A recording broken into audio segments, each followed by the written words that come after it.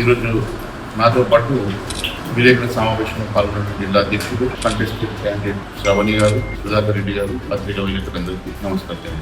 మరి గత 12 సంవత్సరాల నుంచి భారతీయ జనతా పార్టీ దేశంలో అత్యుత్తమైనటువంటి పాలన అందిస్తూ అవినీతి రహితమైనటువంటి పాలనతో పాటు దేశాభివృద్ధిని ఈ ప్రపంచంలోనే ఒక ఆర్థిక శక్తిగా నిలబెట్టినటువంటి నరేంద్ర మోడీ గారి నాయకత్వంలో భారతదేశంలో జైత్య యాత్ర చేసుకుంటూ మొన్నటికి మొన్న మహారాష్ట్రలో, ముంబైలో, ఢిల్లీలో, ఇప్పుడు పక్కన ఉన్నటువంటి ఒరిస్సా దగ్గర నుంచి అన్ని రాష్ట్రాల్లో జైత్య యాత్ర చేస్తూ విజయ కేతలను ఎగరేస్తూ ఇప్పుడు వెస్ట్ బెంగాల్, అస్సాం, పాండిచేరి, తమిళనాడు తప్పక విజయం సాధించి అదే మాదిరిగా ఈ 5 రాష్ట్రాల్లో 4 రాష్ట్రాల్లో ఖచ్చితమైనటువంటి భారతీయ జనతా పార్టీ అధికారంలోకి రాబోతున్నది.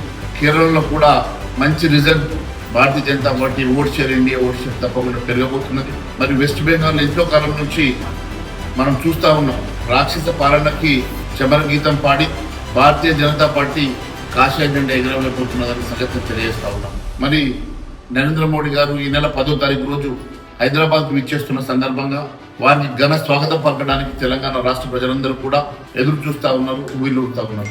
లక్షలాదిగా రేపు హైదరాబాద్ పరేడ్ గ్రౌండ్స్ లో జరగబోయేటువంటి భారీ బహిరంగ సభకి అన్ని ప్రాంతాల నుంచి భారతీయ జనతా పార్టీ కార్యకర్తలు, అభిమానులు చెలో పరేడ్ గ్రౌండ్స్ కి తరలి రావాల్సిందిగా కోరుకుంటూ ఈ అవకాశం ఇచ్చిన ధన్యవాదాలు.